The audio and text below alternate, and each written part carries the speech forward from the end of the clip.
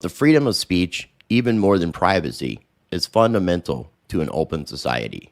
We seek not to restrict any speech at all. If many parties speak together in the same forum, each can speak to all the others and aggregate together knowledge about the individuals and other parties. The power of electronic communications has enabled such group speech. To try to prevent their speech is to fight against the realities of information. Information does not just want to be free, it longs to be free. Information expands to fill the available storage space. Information is rumor's younger, stronger cousin. We publish our own code so that our fellow cypherpunks may practice and play with it. Our code is free for all to use worldwide. We don't much care if you don't approve of the software we write. We know that software can't be destroyed and that a widely dispersed system can't be shut down. Will not, however, be moved out of our course because some may disagree with our goals.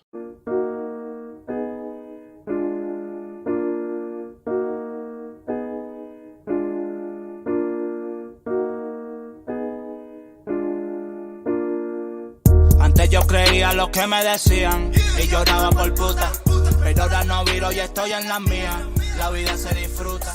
Igual nos jodió por estar de cabrona.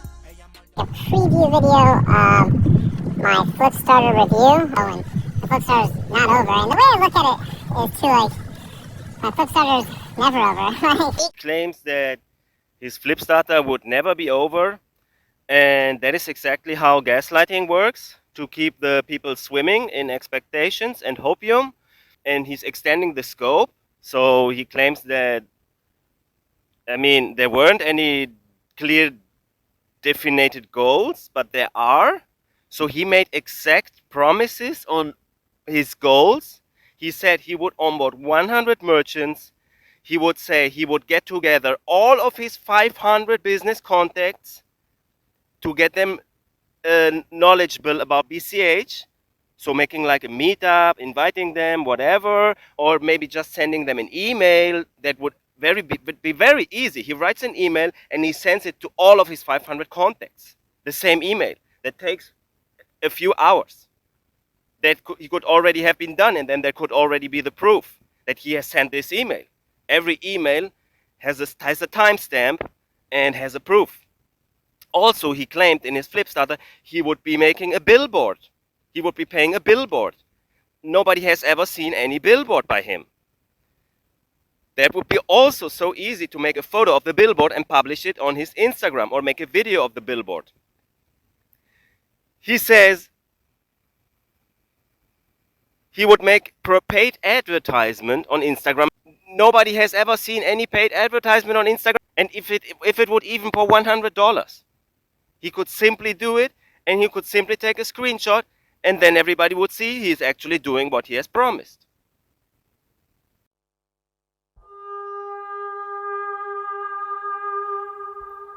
There's just kind of like this toxic nature towards flipstarters in general. There's like this kind of like, I guess, community ownership thing that happens to you, and yeah, you'll catch a lot of flack.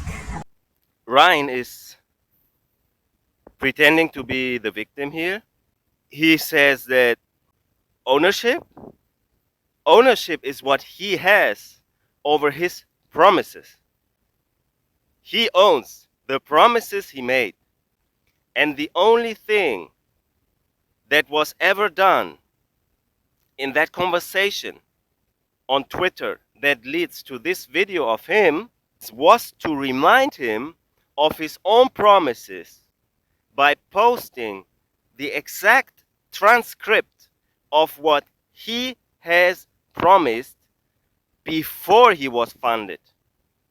So he made promises, and I was the guy who took the video, ran it through a tool that then prints out all the transcript, all the text, and then I marked the exact passage where he makes the exact promise that I would like to have verified. Because he has not published any video for 4 months. And before he was funded on Bitcoin Cash, the past 3 years, he was publishing a video every at least every 2 weeks. And suddenly, after 3 years, he's not publishing any video for 4 months. And obviously, that is not what anybody would have expected. Why would he suddenly change all this YouTube appearance? Why would he suddenly do that? Why would he suddenly release a video shit talking about Coinflex and the drama and whatever, and using words like drama and toxic, which are actually gaslighting phrases? Okay? Everybody has the right to speak their truth. Everybody has the right to express their opinion. And anybody judging, neglecting that right to others, well, he is gaslighting. Okay? He wants everyone who liked the investigation, and there were a lot of people who liked the investigation. There were actually much more people that supported the investigation than these who criticized the investigation. And he's now bashing on everybody who was supporting the investigation because it was legitimate, and it is still legitimate. And he's saying that these people, they are abusing him because of whatever he says with ownership stuff. But the only ownership that anybody has here is his ownership to his promises that he made before he was funded for the Flipstarter. So all that was asked for was verifiable proof that the work had actually been done, and nobody ever demanded or judged the amount of work he has done in any negative way. I even complimented it. I even said, wow, that would be amazing if he would really have 65 merchants. That would be amazing if he had the proof to prove that. I actually said the opposite. And he's now trying to play the victim and doing blame shifting. I'm going to make a video detailed about everything in terms of, I want to explain where I'm generally at, you know. So Ryan is making promises once again, and claiming that it would be so much effort to actually have a list of the places that he supposedly has onboarded and educated. That is a complete lie. Releasing a video, engaging in all this shit chat, manipulating others to believe him. There is much more work than simply sitting down and writing the list of the places that he has actually onboarded. He should have that list already. I cannot believe that any serious businessman doesn't know how to use accountability. He has to make a tax declaration every year. He has probably studied business. He has to know how to open an Excel sheet and how to list all the places that he has supposedly onboarded. And that is done very fast. You can do that in a few hours. If he hasn't done it yet, then he should be able to do it in a few hours. And that would then give him the relief he needs to feel better. Taking actually responsibility for the promises he made would actually give him the relief, and that would actually make him feel better. So why isn't he doing it, and why is he making up new promises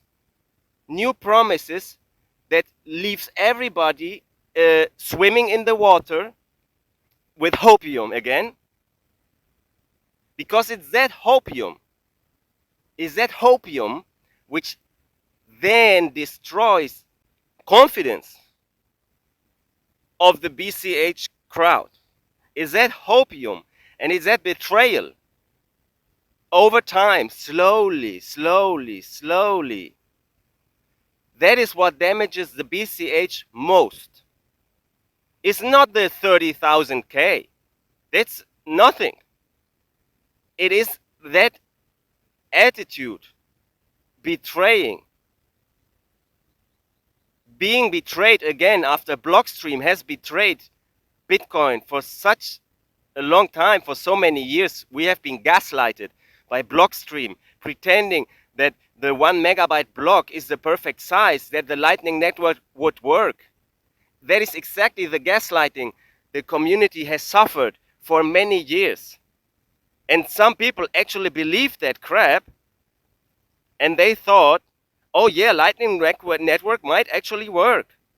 And then now after 5 years they see they have been lying all the time. And that is exactly what's being repeated here. And I say, my opinion is, it's very hard to believe that that could be a coincidence. I think it is intentional. My opinion, okay? Me, having lived through all this bullshit by Blockstream since 2013, having seen all this gaslighting on Reddit, I believe that this is intentional, because anybody who is working for BCH today and who has even released videos on the Lightning Network and who evenly supposedly knows what Blockstream has done. So he has done that. He has released a video about Lightning Network. He has released videos where he claims to know that the Blockstream has gaslighted and betrayed the community. So he should know that he has to do it better. But why doesn't he do it? Why doesn't he do it better? Why doesn't he apply the same standards that every other onboarding team is applying? I will get to that later in this same video, okay? So then you can see that every other team is applying these standards, except him. I mean, certainly I've outspent in terms of like POS systems and... Okay, where is the bill? If he has really bought POS systems, whatever that means, I think he wants to say Android phones. So if he really bought Android phones, where is the bill? He should have bought 100 Android phones in the same week he was funded. So all of his excuses that later the price went down, whatever, that wouldn't have affected him at all. In the first week, he should have bought 100 Android devices, as that was his goal. And so that was clear that he would need 100 devices and that he would get a better price on these devices. If you go to a shop and you say, I'm buying 100 devices, give me a good price. And then he goes to the next shop, I want 100 devices, give me a good price. He goes to the next shop, I want 100 devices, give me a good price. That is what a businessman does. A businessman, he gets at least 3 offers before he makes a decision. So where are the offers and where is the bill that he has actually bought these devices? Because that bill is deductible on his tax declaration. So he must have that. Where is the bill? marketing materials. Where are the marketing materials? Every marketing material has to be designed, then it has to be transformed into a scalable vector graphic PDF document before it can be printed. Where is that PDF file? Where is the marketing material? Why has he not published any video showing these marketing materials? What we all need to do, you know, we all need to help the ecosystem, help each other, and support each other. So Ryan is now hiding. He's not taking the responsibility that he has been funded by Flipstarter so that he gets done what he has promised. Okay? Nobody has any obligation to support him on his Flipstarter because everybody else is doing their job. Like my job is quality assurance. I am doing quality assurance because that is my profession. I have been working in quality assurance in big insurance companies, for banks, for consulting, and that is my job. So I am doing the same thing for BCH for 5 years. By one gentleman, you'll probably watch this video, Bitcoinzuela. Okay, so now after blaming everyone who was supporting the investigation, Ryan is taking out the hammer and goes exactly at me, the guy who initiated that investigation. Who am I? My name is Feliz Chelou. Feliz Chelou. And he knows it. Okay? And I have a few accounts on Twitter, of which BCH Beach. It is BCH Beach is one. Because I am managing a project, BCH Beach, in Venezuela for 1.5 years already. And we are growing a community here that can invite international tourism that then wants to pay their vacation with Bitcoin Cash. I hate to really kind of came out and attacked me because I had not hit my Flipstarter goals yet. That is a pure lie. Okay? You will see it on all the screenshots that I have made about Ryan and mine conversation on Twitter, because I know that I have to take proof before he deletes and blocks. And that is what he did. First he blocked me, and then he deleted some of his comments which weren't at favor of him. So, as I said before, I even praised him that if he actually has educated 65 merchants, then that would be amazing, and it would be even more amazing if others would have the option to support his work voluntarily. Okay, nobody has any obligation to do that, but voluntarily to go there and to visit these places, or to look these places up on Google Maps and leave them a nice comment, or leave them some questions so that other clients can be aware that these places actually accept BCH. That is how we get to make a lot of noise, by activating the power of the community, because many people around the world, they might not have merchants close to them which they can visit, and they might not have the opportunity to onboard places because they don't have the funds to do it. You need money to spend to be actually able to do that job. But many are still on social media, and they can support the work of all the onboarders if they have the data necessary to do so. So that is the whole intention of this investigation. And he is making up a complete lie to make me look bad. And I ask you, why is he doing that? Why does he want to make somebody look bad who has been working for 5 years building open source software I'm a programmer, and who has onboarded 100 plus merchants and who has educated 500 plus individuals on BCH. Why would he ever want to smear on somebody who has actually done a lot of provable work, verifiable, it's all public? Why would he do that? Why? That is the big question. Like the style in which he came at me. This is some very classic gaslighting. He drags the attention away from the topic and he turns it on a different one. So he drags away the attention from the topic that I demand a verifiable proof, a list of places, like every other onboarding team has published.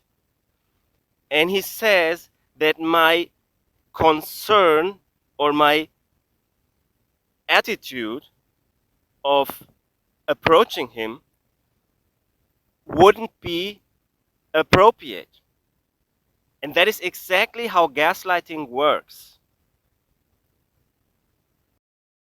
Certainly, like I did raise community. I don't even think he like donated to my Flipstarter, but that's another story. Once again, very classical gaslighting.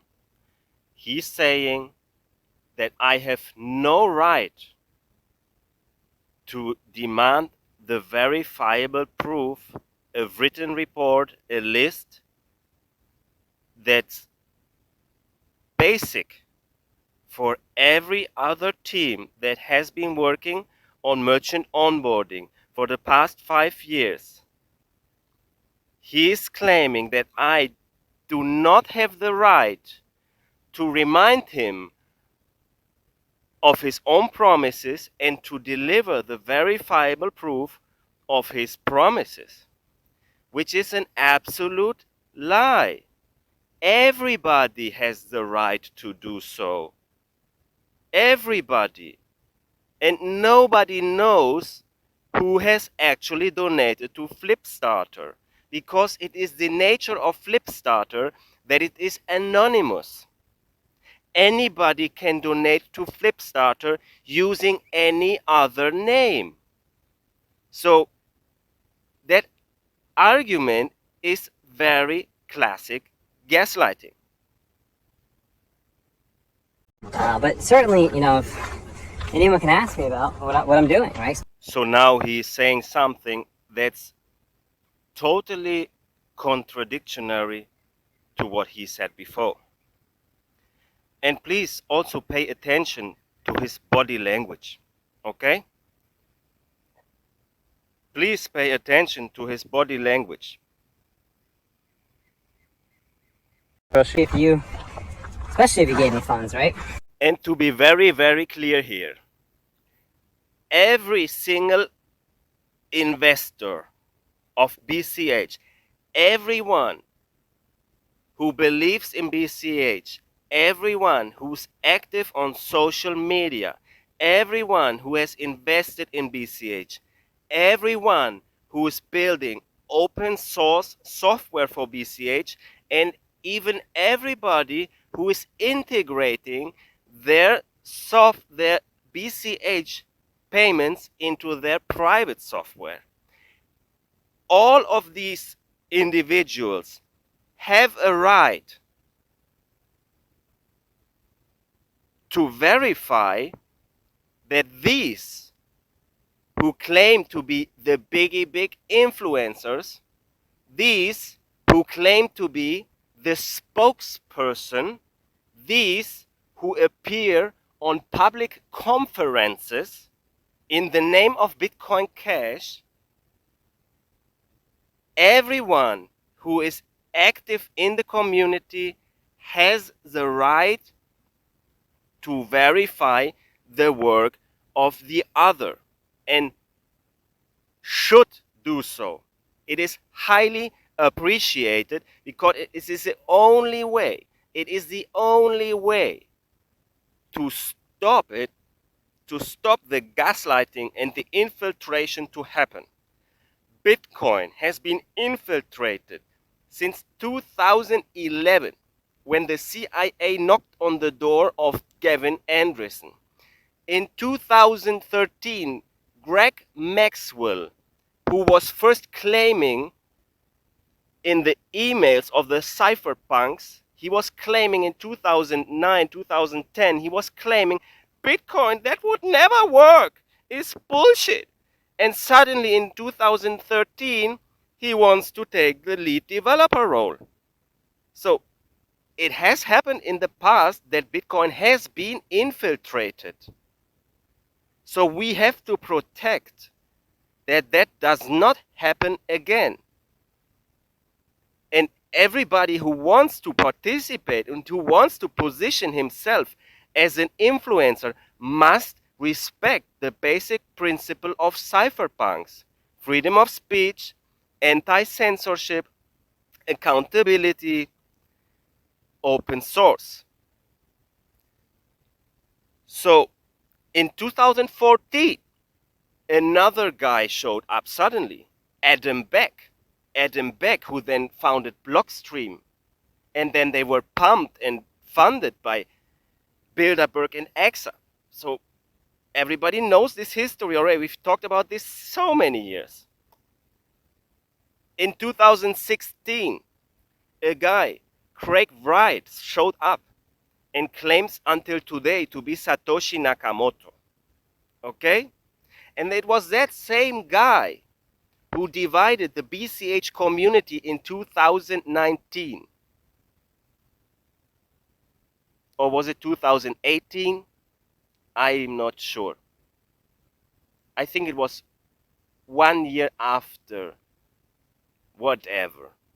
Okay, but Craig Wright did infiltrate the community and is pretending to be Satoshi Nakamoto until today without delivering any verifiable proof.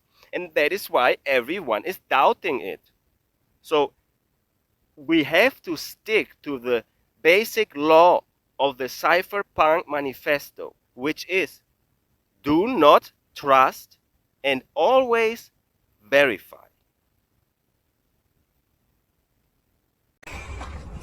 So, yeah, so to put some more thought into that, it really like attacks me. And, I feel like there's an old saying, is that there's two ways to build the tallest building in town, or the tallest house in town, right? You can go out and build the biggest fucking house in the town, or the biggest building, and you can have the tallest building. Or you can tear down everyone else's house, and you will have the biggest house. So I feel like that gentleman has that kind of philosophy into his style of participating in the community. Kind of tries to tear people down. So please do your own research. Visit the website therealbitcoin.club.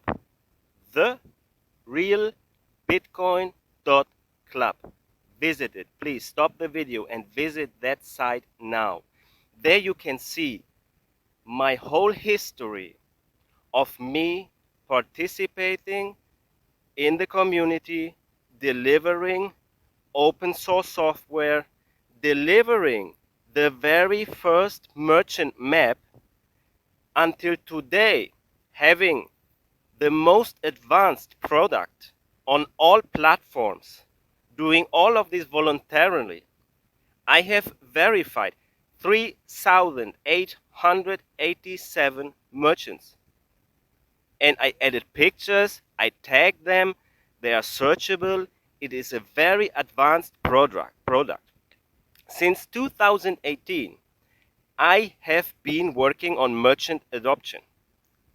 I have built the very first Bitcoin barrio Bitcoin, a neighborhood that was consistent of 40 places. It was started in Barcelona, Spain, Catalonia. I started that neighborhood and I started to only spend Bitcoin. I don't have a bank account since 2017, since the banks closed my account because they saw what I am doing, that I was only trading Bitcoin with that bank account. And then they closed my bank account in 2017 while I was in Spain. Okay, they closed my foreign bank account, the German bank account, they closed it, and I was standing in front of the ATM and it wouldn't give me my own money. I was fucked. And that was when I realized how much control and power they have over me. So, having experienced that, I swore to them that I will not beg for mercy. I will not open a bank account ever again, which I haven't done until today. And I started spending Bitcoin Cash since April 2018 exclusively.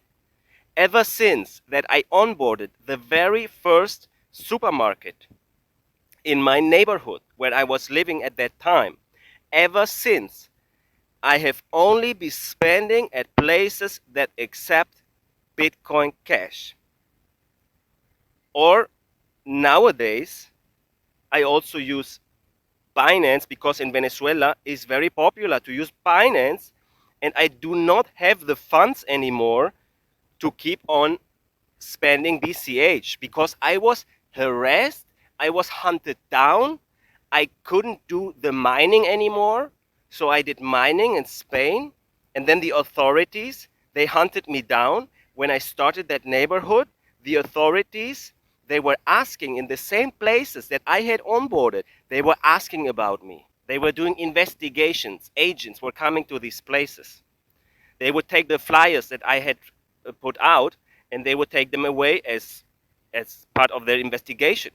Then I had helicopters over my flat. And then I had them put me in jail 2 times until I decided it would be better to go on a journey and to spread Bitcoin Cash all over Europe. So first I went to Tarifa, the south of Spain.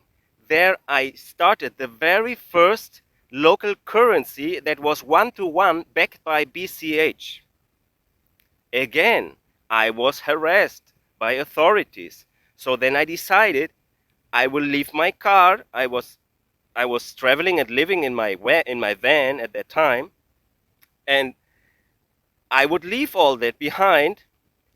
I would tell a friend to sell my mining equipment with what I was funding all this project. Okay, so I was doing mining, and all the mining income I was spending at BCH merchants.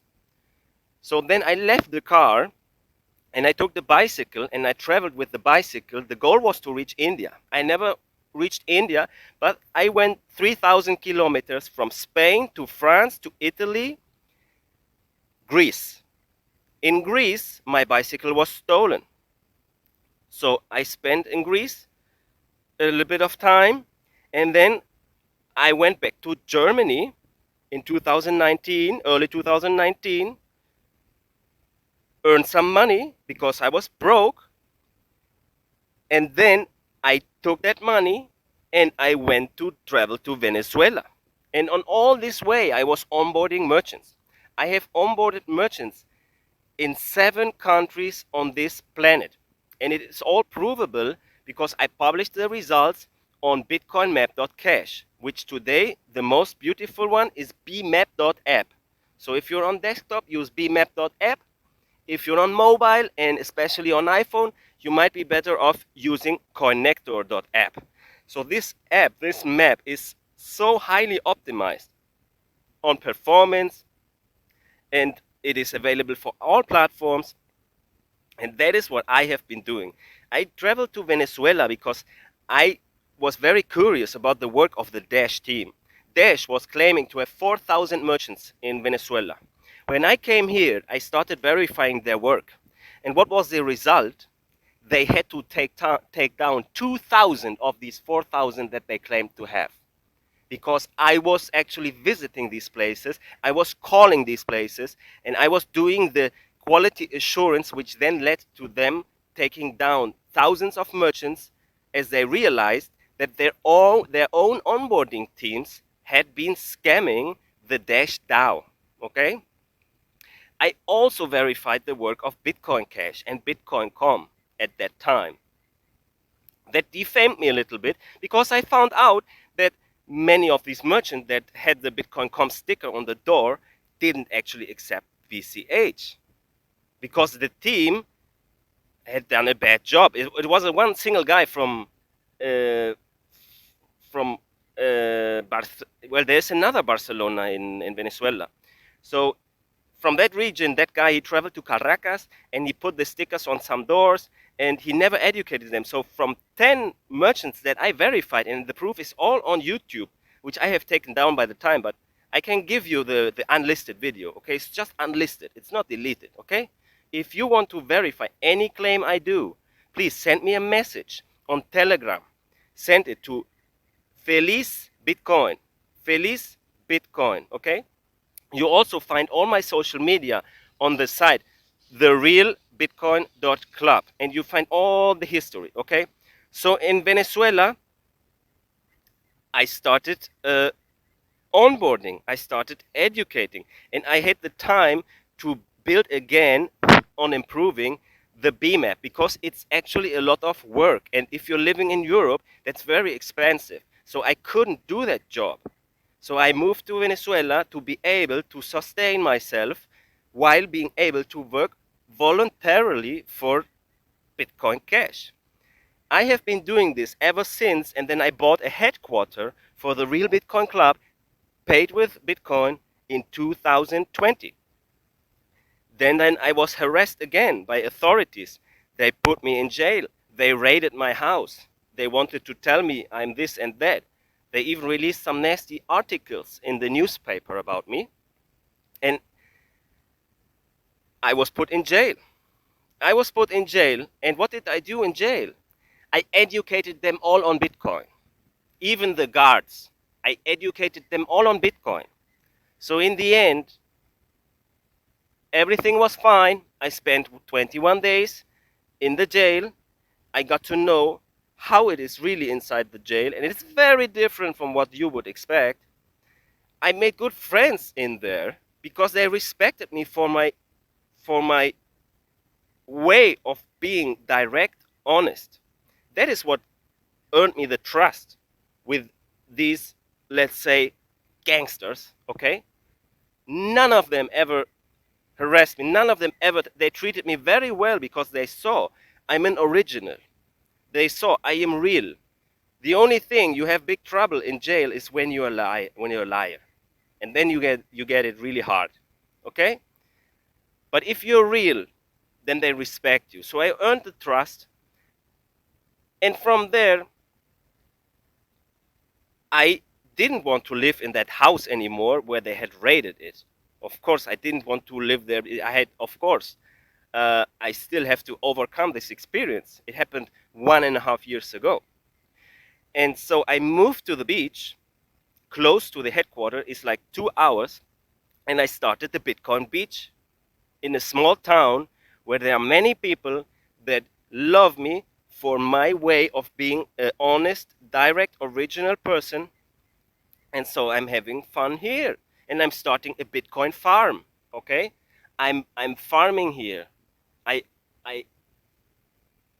They gave me some free land. They appreciate my appearance here. I gave them education for their kids. I started an education program for English where I would pay them the refill with Bitcoin so that the kids would have the data to use Duolingo to study English. All of this I have been doing for the past 5 years, bringing BCH forward. Please do your own research, go on the therealbitcoin.club, and then ask yourself who is trying to tear the house down. Please ask yourself who is really trying to tear the house down here. Please Ask yourself. And I think it makes him feel taller. And I've dealt with people like that in the past.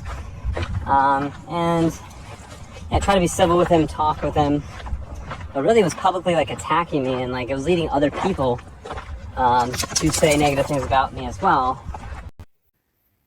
Nobody in this conversation on Twitter has done that. The only thing that has happened was that many people supported the investigation, they put a like, and they even retweeted it. That is all that happened. And I never asked for anybody to support it. It was a very controversial post, and even as it was so controversial, it was supported by 10 and more people. And that is really interesting, because usually the controversial posts, they do not get so much support, because people are exactly afraid, because the gaslighters have told them that any kind of doubt would be damaging the BCH, which is a complete lie. We have to practice what we preach. If we are demanding from Tether to provide a report on the backing of the Tether USD, then we must live by the same standards. Otherwise, why would we demand the proof of Tether if we're not willing to do it? Attack me, like you can go live on my YouTube channel with me and we'll have a discussion, and I'll be happy to address any of your concerns. But he kept on going on because I felt like he was using my platform to attack me.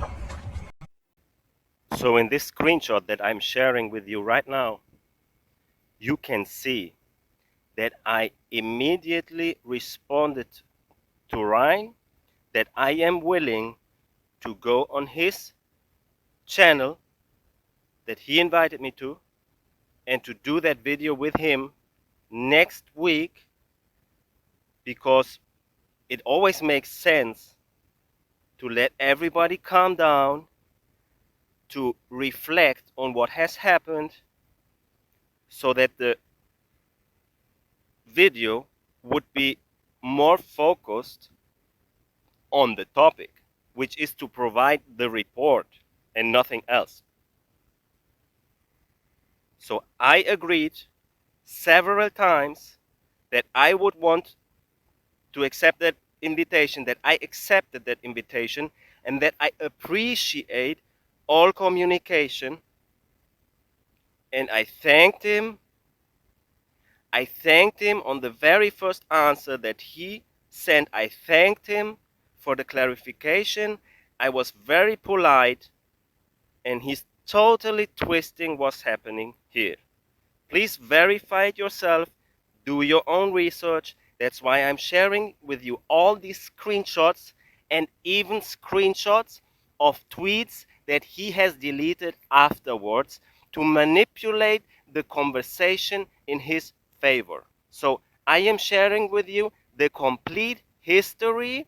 And the funny thing is, this conversation happened on 3 tweets the same time.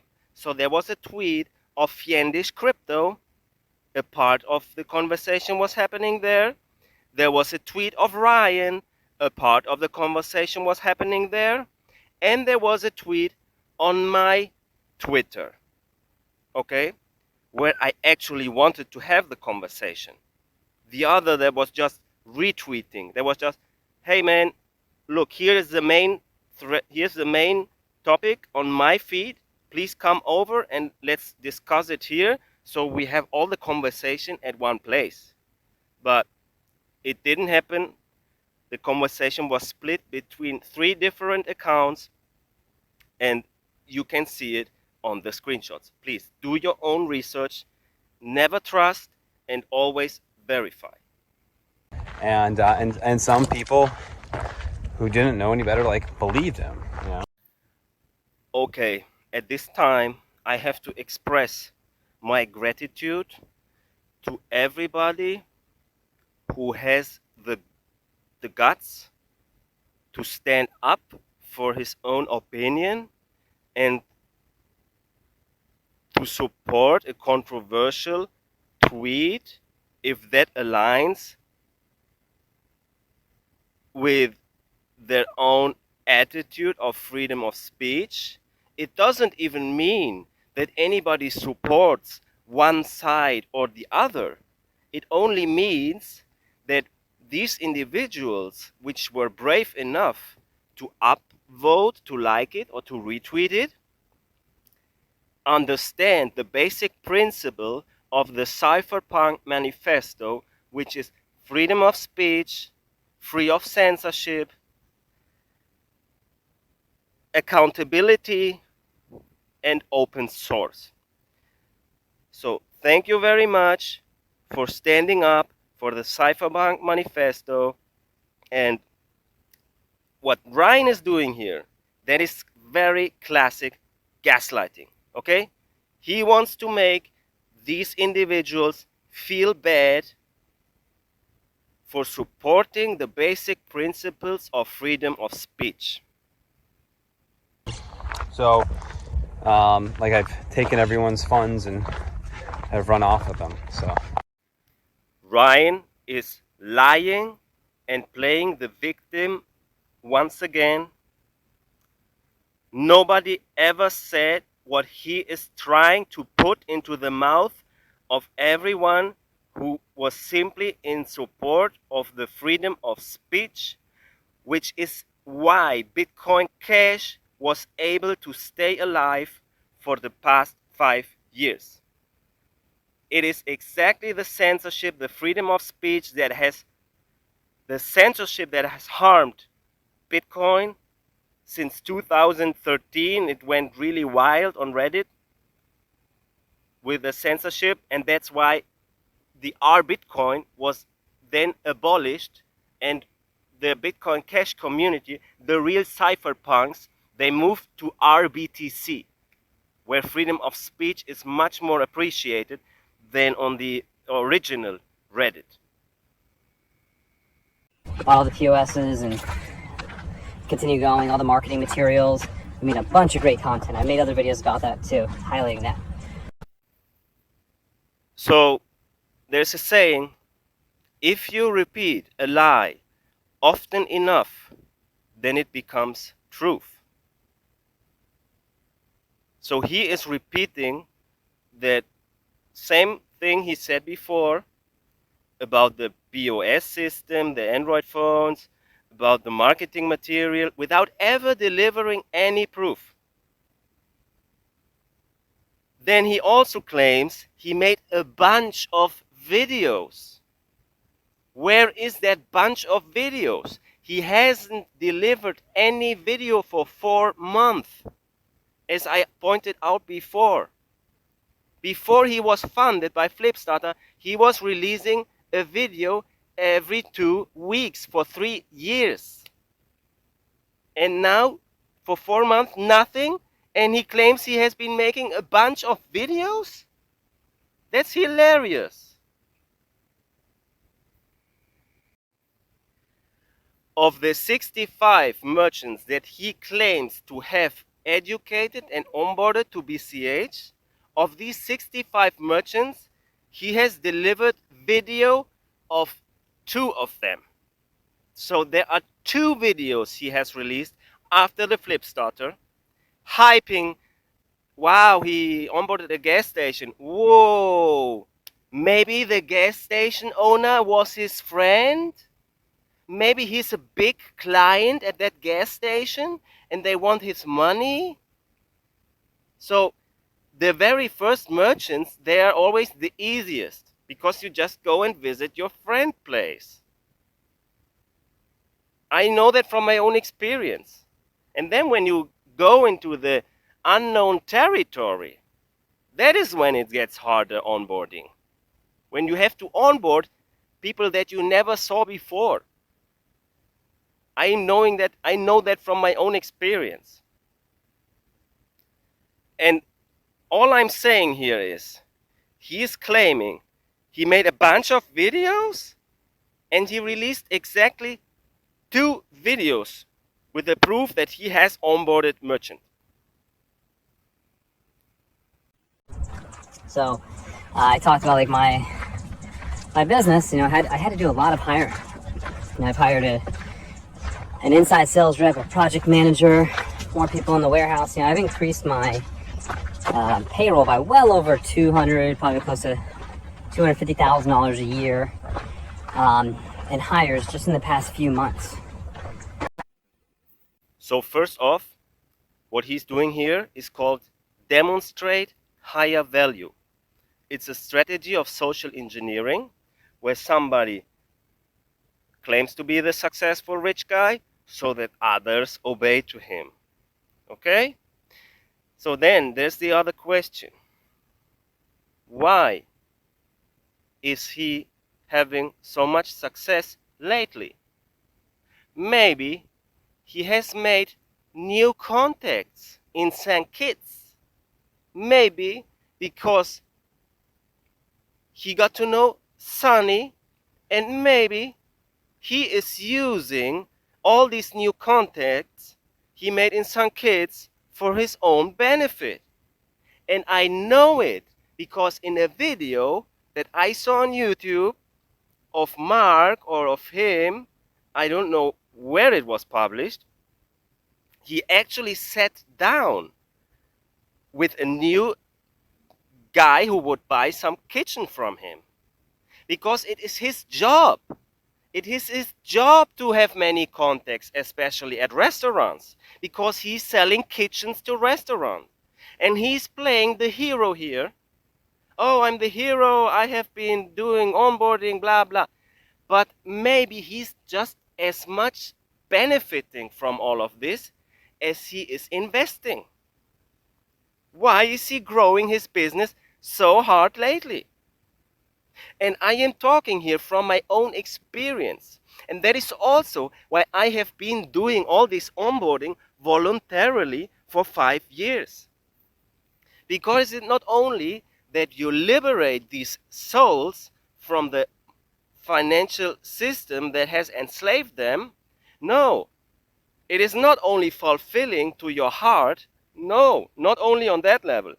You make a shitload of really nice contacts. I have made so many contacts doing this stuff.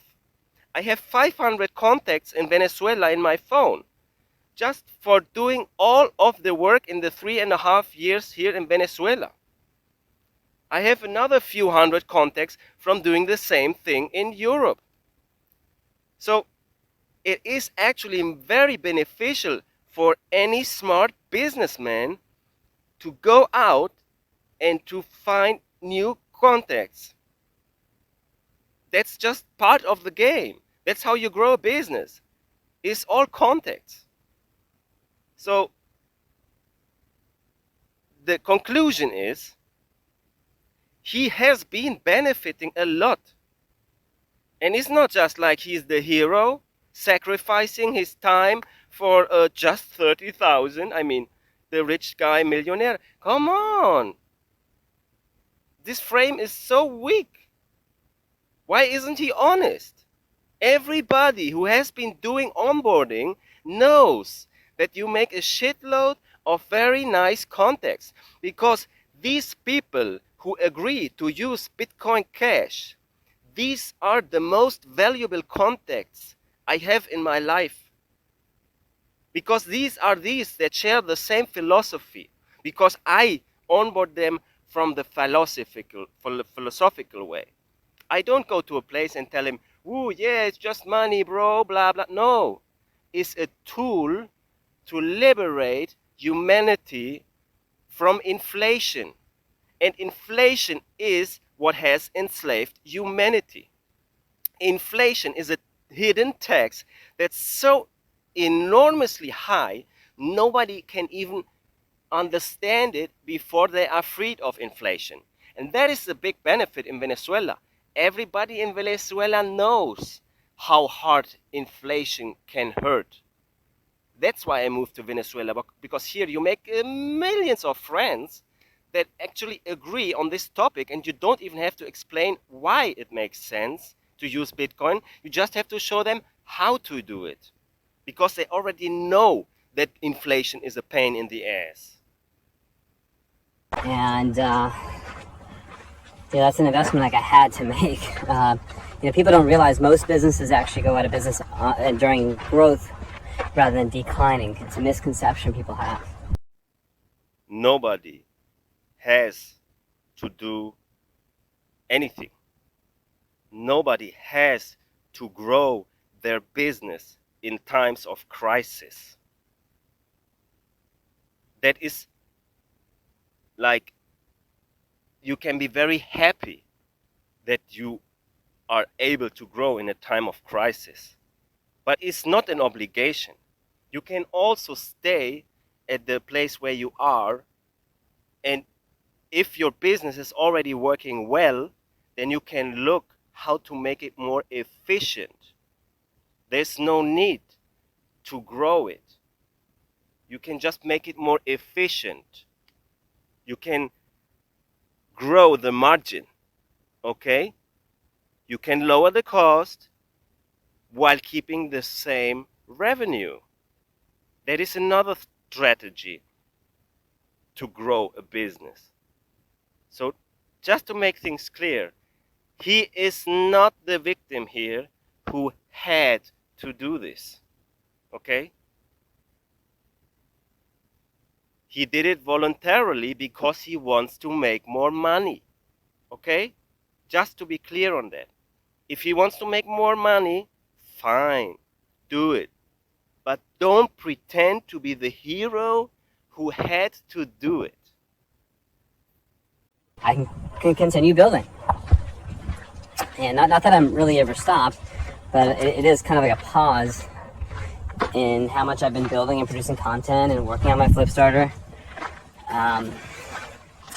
Since it's been slowed down because of these things. So, just to repeat, nobody forced him to slow it down. He made the voluntary decision to slow it down, the Flipstarter, and to take different priority. Okay? It was his decision. Yeah, I really don't appreciate like people trying to paint me in that kind of way, because I don't feel like I deserve it. And one, I think just deep down, like, I don't like to let people down. Like, those things will happen. But if you see someone, let's say, struggling from their goal, like I have employees that are struggling, like, I'm not going to go there and just attack them, right? I'm going to try to help build them up and improve to reach their goals. So, especially like we're in a community, if you see someone even just underperforming your expectations of them, maybe reach out and offer to help. Okay, now let me share you a big secret with you. I have offered to Ryan, to Marc Falzon, to everybody in the community. I am offering all the time that I see somebody working on merchant adoption.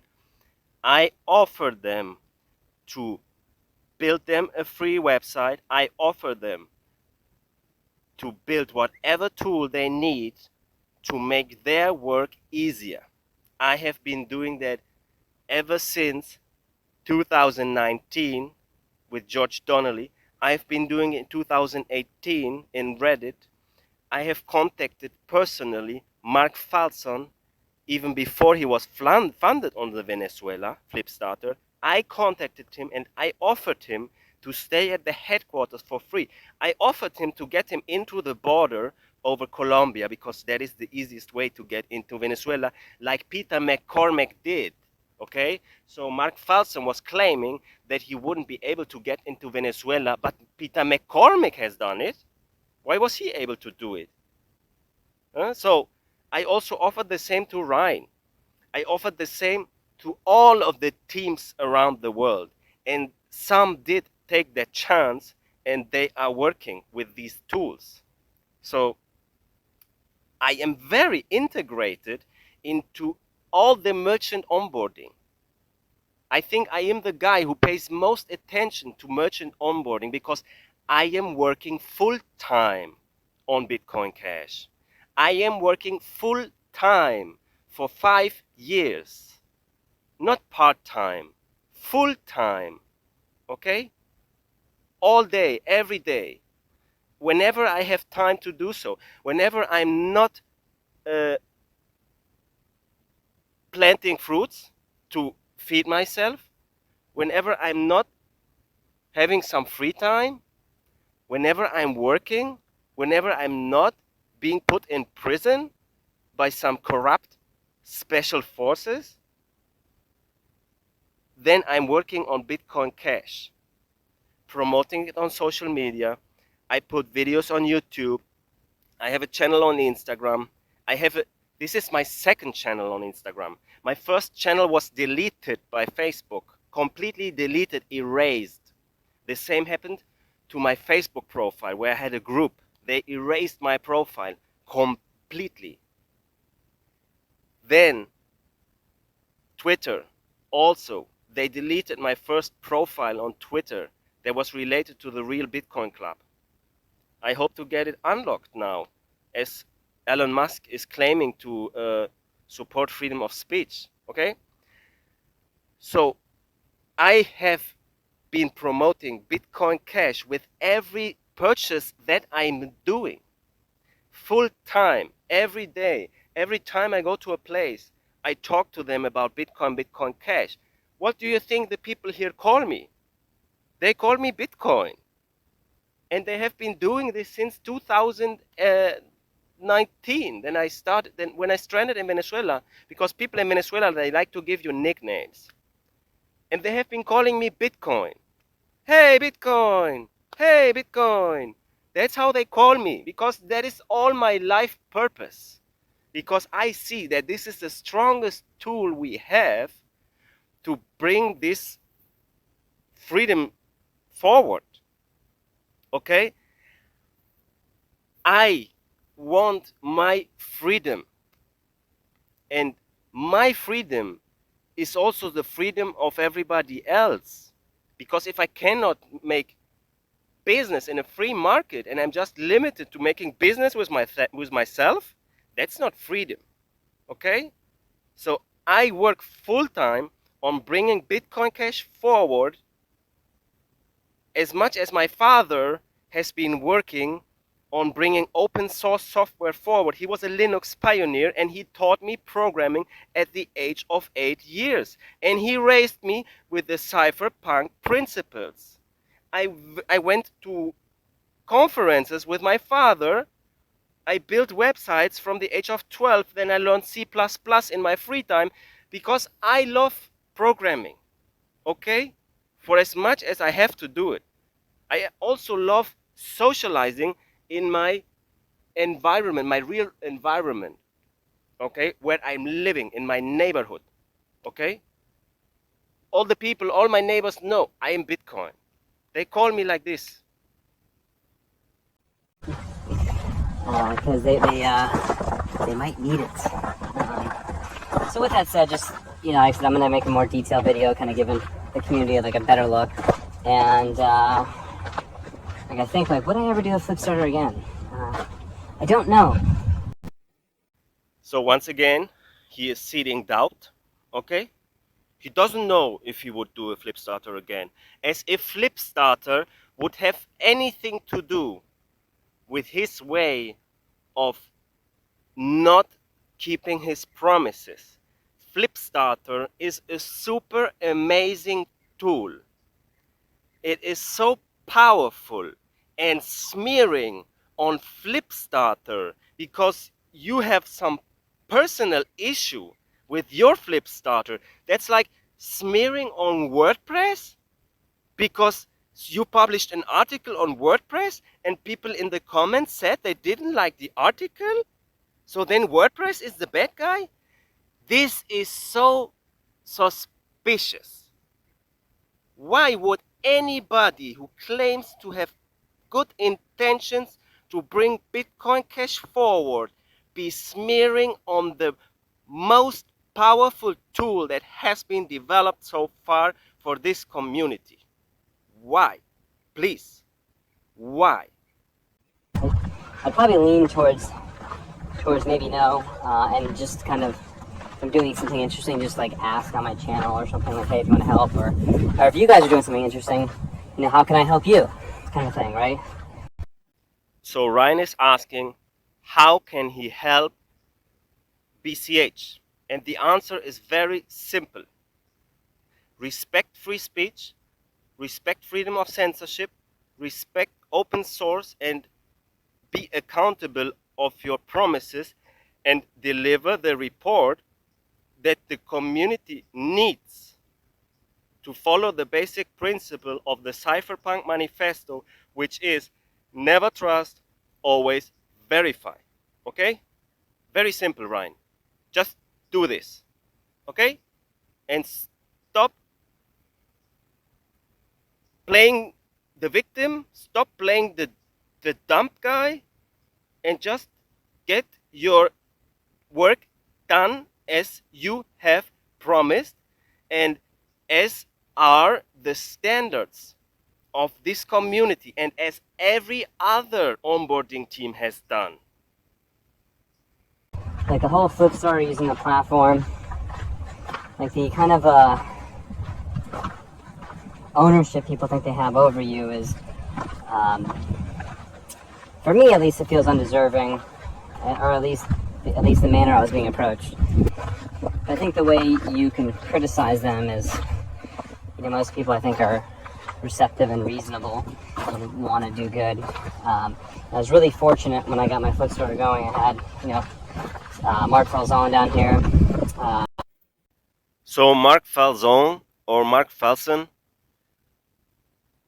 he has actually scammed the Bitcoin Cash community so obviously, and he's still gaslighting by pretending that one day he will bring the videos of the footage that he supposedly has, while actually his latest video was with a Thai girl in Thailand talking about some chips, some snacks, and sex, and whatever. He's making promise over promise and promise, while his core message is actually hurting Bitcoin Cash. Marc Falzon's second last video has the title, "Is Bitcoin Dead? Has Monero killed Bitcoin?" And it says in the title, yes, it has. And then he makes a video about Monero. 45 minutes about Monero. And how Monero is much better than Bitcoin. How is that positive for Bitcoin Cash? How does that align to his promises he had made when he was funded for 300K? And the biggest question still is, why did he delete his Flipstarter video from YouTube? Why did he delete the evidence, the only evidence that was there to make him accountable for what he had promised? Why, after that he was funded, he was making video trash talking the events of CoinFlex, Roger Ver, all that Mark Lamb had accused Roger about? But then later, when the solution was implemented, just a few days later, the team of BlockNG is a very strong team building on Smart BCH. They have delivered so much work, and they have delivered the NFTs that have actually been very profitable for the investors. So why did he never release a video about the solution? Why did he only release a video pissing on Smart BCH? Pissing on Coinflex? I mean, pissing on Coinflex makes sense because they actually scammed. They scammed. They are now taking the funds of the bridge to pay themselves a salary of 2-3 million per month. Still. And they are all burning it in a lawsuit. While the law is very clear on that, it's a quid pro trust, whatever, I don't know the name exactly, but I will put in the image so that you understand. So it means the company they had founded, it was purposely founded in the nation that has this kind of management, that you can manage the funds of others which then do not form part of the main liquidity of the company. So they cannot be confiscated as they are doing it right now. So Coinflex and Marc Lamb has been acting so strange. For me, it is quite obvious that there was an orchestrated scam to build up so much hopium to then pull it all out and make the people disappointed. Because that is the strongest way to damage Bitcoin Cash. The strongest strategy is to build up a lot of hope and everybody cheering for something, and then to pull it all back and to make it crash. And that is exactly what Marc Falzon has done. And that is exactly what Coinflex has done. That is exactly what David Bond has done. And David Bond and Marc Falzon, they are big buddies. And also David Bond and Marc Falzon, they are also big buddies of Ryan. So if anyone thinks that that is just a coincidence, so be it. You have the freedom to believe whatever you want. But I myself have the freedom to say it's intentionally. It is intentionally. I believe it. Okay? I believe it is intentionally until it is proven otherwise.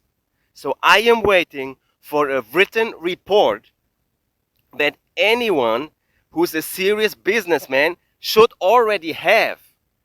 Anybody who's a serious businessman who claims to have a company that's making $1 million revenue per year, everyone who has studied business or has an MBA or whatever, they know how to open an Excel sheet and how to do accountability. That is exactly what these who are managing merchants on a salary are doing. Okay? So everyone who had a flipstarter to manage merchants has published their own list of these merchants with addresses, with name, so that the community can actually verify and that the investors can verify that they are legitimate and that they deserve to be funded again. I can say, Bitcoin Jason, he has that list. Okay?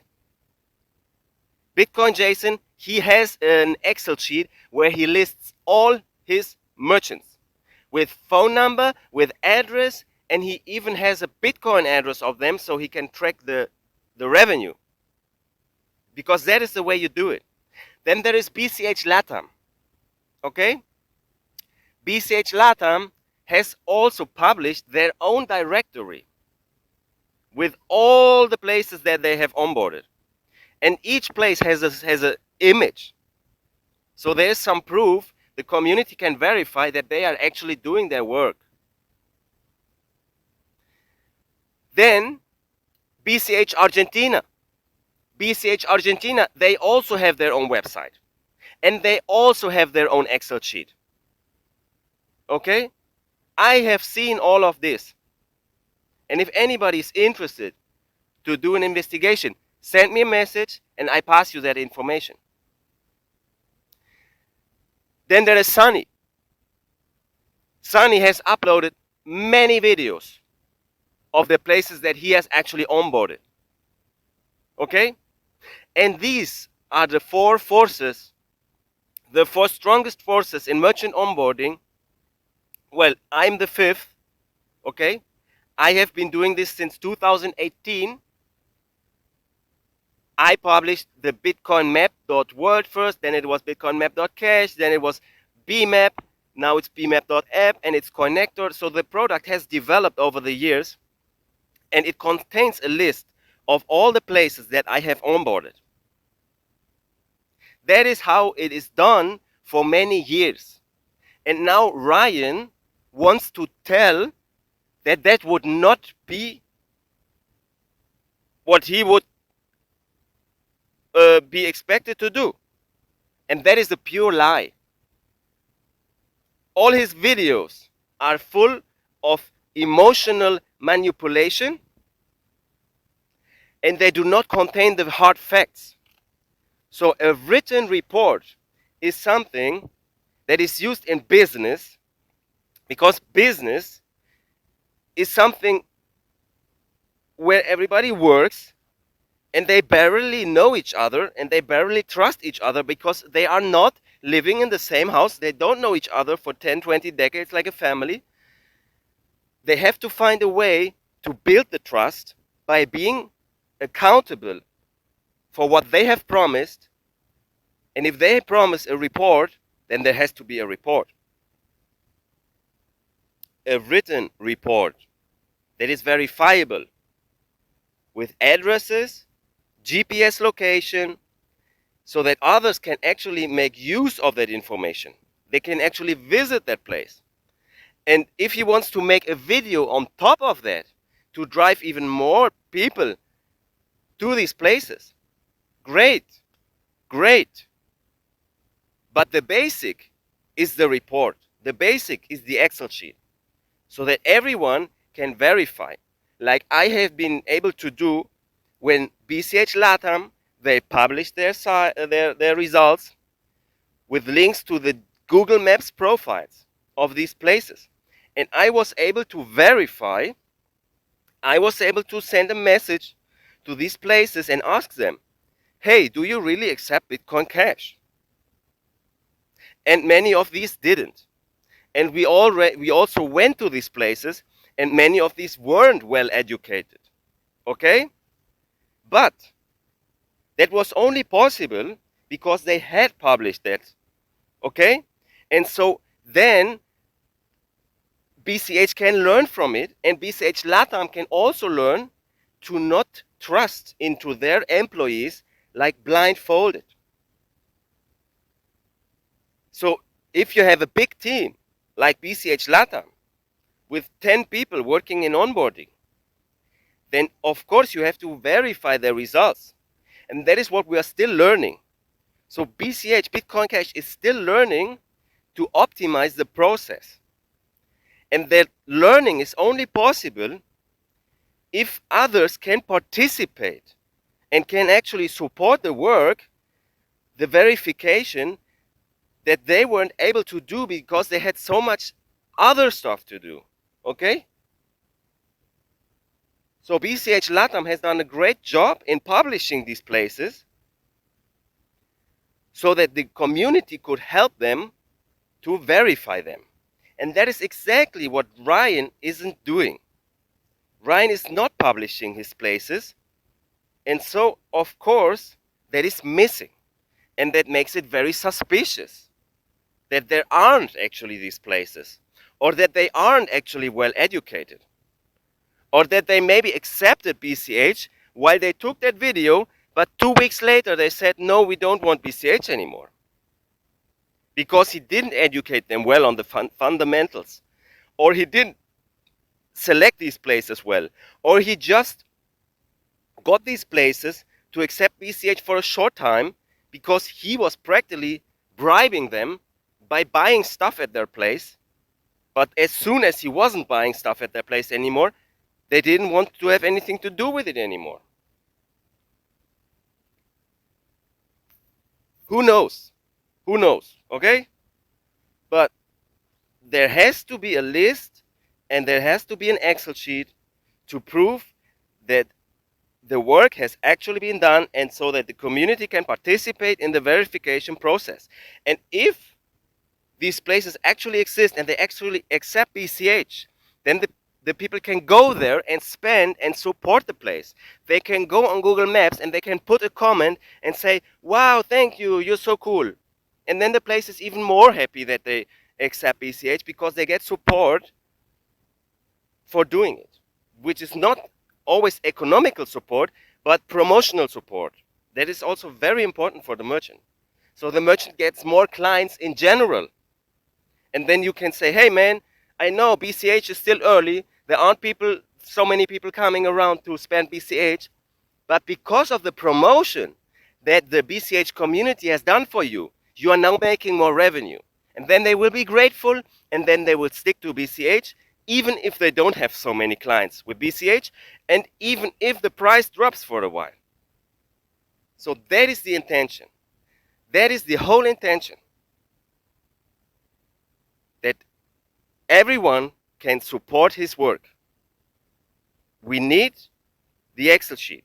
We need the written report to be able to do that.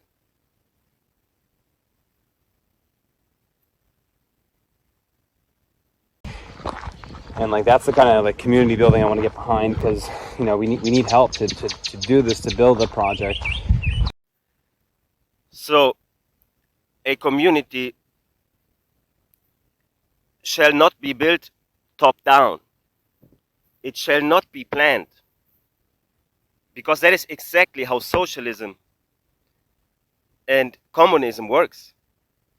You have a central planner and he tries to make everybody conform to what his principles are. But this is not natural, organic community that is persistent. A natural, organic community grows by time. It grows by proving that they actually practice what they preach and that they actually apply their principles. And then others can see it and they earn the trust. No community was ever built by just talking. You have to see the people are acting as they speak. And that takes time. And we have seen many people come and go since Bitcoin started 13 years ago. We have seen many people that claim to be following the same principles of these who created Bitcoin, the cypherpunks, okay? A cypherpunk is called cypherpunk because he believes in encryption. It's not a cyberpunk, it's a cypherpunk. A cypherpunk believes in encryption. A cypherpunk believes in privacy. A cypherpunk believes in free speech over everything. Over everything. A cypherpunk would never ever tell anybody to stop talking. That violates the principle of the cypherpunk. Everyone has the freedom of speech. Everyone has the freedom of expression. As long as they do not command others to do the same. Okay, so if somebody wants to tell you what you are allowed to do, how you are allowed to act, that violates the principles of the cypherpunks. A cypherpunk believes in open source code so that everyone can collaborate on it. These are the fundamental principles. And over the past 13 years, Bitcoin has existed. We have seen who is truly following these principles, and who is not understanding them fully, or even maybe cares more for his own business, where he is the single shareholder, or does actually care about the objective of the movement.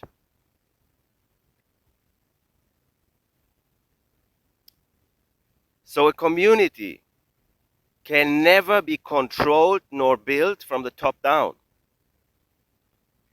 Anyone in the community who practice censorship or who supports censorship is acting in contrary to the fundamental beliefs of Bitcoin. Be aware of that. And it is the time that proves who is real and who is not. And some people might believe that they are real. Some people might believe that it is necessary to have a little bit of control, to do a little bit of manipulation. But they are wrong. And that is what cypherpunks truly believe. They think the free market can only live in a free society where free speech can happen. There will never be a free market without free speech. There will never be a free market that is not censorship resistant.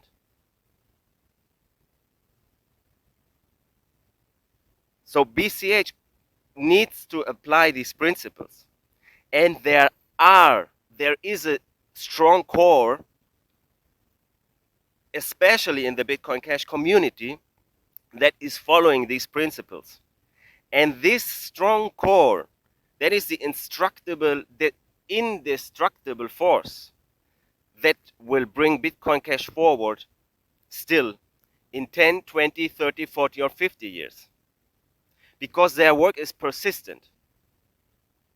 You can only manipulate or guide the conversations for a certain time, because people will see through it over time, and then it will break down and it will lead to disappointment. So lately we have seen that issue with CoinFlex. They try to control the bridge, and it failed, and it disappointed so many people. I believe it would have been 10 times better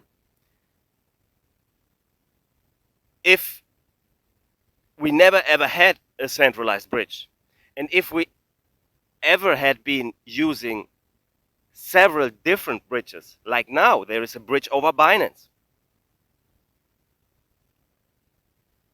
Might still be a central bridge, but if you have several centralized bridges in competition to each other, then they have to behave better, and they cannot just, it's not a single point of failure. Still, the ultimate objective is to have a decentralized bridge, that Stargate which we're waiting for. And I believe it would have been much better to wait for that to happen instead of rushing into it. Rushing into it while we were still in the bull market. If Smart BCH had started, let's imagine Smart BCH would start next week, and it would start on a solid foundation, on a decentralized foundation, following the principles of decentralization of the cypherpunks. Then the people who come into Smart BCH now wouldn't have to have all the losses they had because of the crashing bull market. And everybody in Bitcoin knew that the market would go in the crash again, because that is happening every 4 years. Everyone who is into Bitcoin for more than 10 years has seen this stuff happening 3 times. that the market crashed. 3 times we have seen it now. So it was clear that that would happen. So it was a very bad strategical decision to launch Smart BCH in a rush. Anyway, still, it might have been a good decision. Who am I to judge it? Maybe that was the motivation that the people needed to come up with the new proposals to build smart contracts on the main chain. So now we are seeing some developers that believe in the main chain over the EVM copy chain to actually launch new technology that might enable the same smart contracts on the main chain. So maybe it was all good, but some people got burned. But what is important is to see it burned, and it burned because it wasn't following the basic principles of the cypherpunks. Because Flex was never open source. Their exchange was never open source. Their books, they were never open books. So if you're building with the cypherpunk principles, then you have to have open books so that everybody can see what are the real assets that are being held by the company. That would be applying the cypherpunk principles. If they're not doing it, then it's built on sand. And that's why we saw it failing. Okay? But I think now we have a great opportunity to make it better. And BCH obviously, apparently needed that lesson, because even as I personally, I was warning the people to use that bridge. And imagine what, I was censored, I was harassed on RBTC for doing that. I was called the father. Oh no, you're the father. No, I was just calling out that it is high risk to believe or to trust in any central authority. Because to say it in one phrase, the ultimate law of the cypherpunk movement of Bitcoin is the ultimate law. You can tattoo it on your hand, okay? Actually, I should tattoo it on my body, so to always remind myself. It said, never trust and always verify. And it is not only to be applied on others, it is especially to be applied on oneself. Because not even oneself anyone can trust in the times of mainstream media brainwashing us with television, newspaper, and school programs that indoctrinate the next generation about beliefs that are absolutely harming them. So never trust and always verify. That is the most important thing you can do if you want to see Bitcoin Cash succeed, and if you want to understand the power of the cypherpunk movement. And to add one little bit more of spice, there was a guy, he is called Linus Torvalds. Linus Torvalds, Torvalds, okay? Linus, Linus. Linus sounds very similar to Linux, and that is because he invented Linux. It was one guy in Scandinavia who got the ball rolling. It was one guy who said, I don't want to pay for the Microsoft Windows. I want to have a free open source Cypherpunk operating system. It was in 1990s. He started that movement. Then he developed the tools so we can collaborate.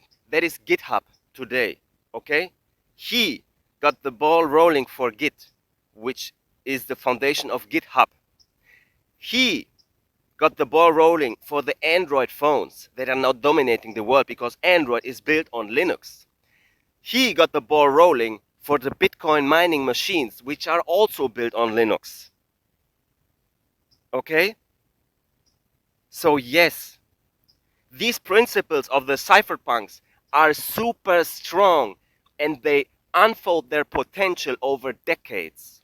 We are now in 2022 and this guy built Linux 30 years ago. And now we see the effects. Now we see that everyone can have a smartphone that is actually affordable and where the apps are still free and you don't have to buy them all from the same app store. So now we can see after 30 years what this guy has seeded, okay? And that is so important that we apply these principles if we want to have persistent success and unimaginable success. And that is what Bitcoin is for, okay? Bitcoin wouldn't be possible if we hadn't the Linux, if we hadn't the Android phones. It wouldn't be possible because Apple, they would just block it from the App Store, okay? So, yes, we have the power, everyone has the power to change, to make a huge impact on this world. But we got to follow the basic principles. And whatever happens, whatever we think about another person, oh, how cute he is, how smart he smiles, how whatever, how nice he is, how whatever, how he makes me feel, whatever. And doesn't matter how often he says the word feel on feeling and feel. We have to apply these basic principles. Freedom of speech, freedom of any censorship, respect freedom of speech, and let others express themselves freely. Because every opinion is legitimate. Every opinion is legitimate. And every exchange of information is a gift and has to be appreciated. Even if somebody comes in and throws an insult, I appreciate that. It's a nice gift of information. So now I know that I have to be very careful about that person if they are throwing direct insults to others. Okay? So I appreciate all the pieces of information as a gift because it can only help me grow.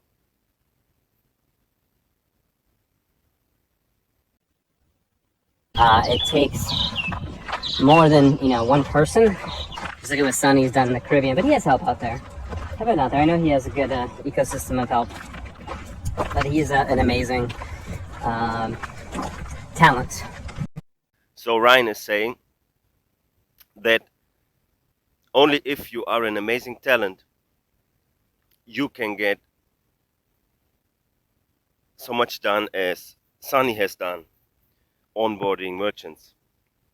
And that is absolutely not true. It is an disempowering statement. The opposite is true. Everyone can educate their family, everyone can educate their friends, everyone can give tips at the restaurant with BCH. You just go to tips.bitcoin.com and you print out paper wallets. And then after each meal, you give it to the people. Everyone can use Purse.io instead of purchasing directly from Amazon.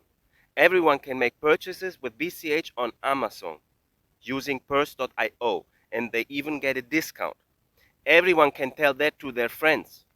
Everyone has many friends buying stuff from Amazon. Everyone can go and talk to their classmates in the university.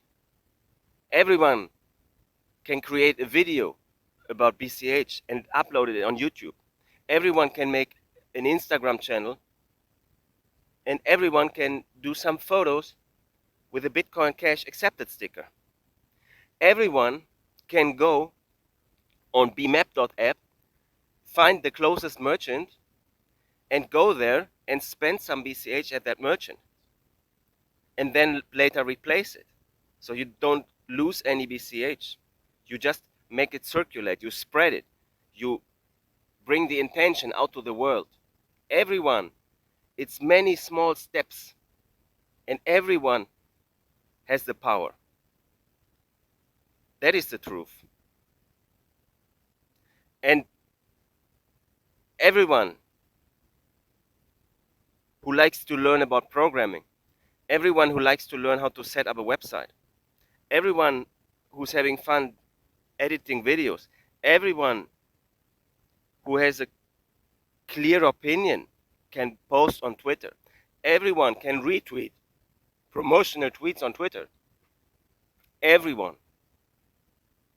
There's so much everyone can do, and it's so simple. So please believe in yourself. We don't need a hero. Nobody needs a hero, and the hero won't come. Everyone can lead as an example. This game, this race, this marathon is actually a triathlon. It's an Ironman.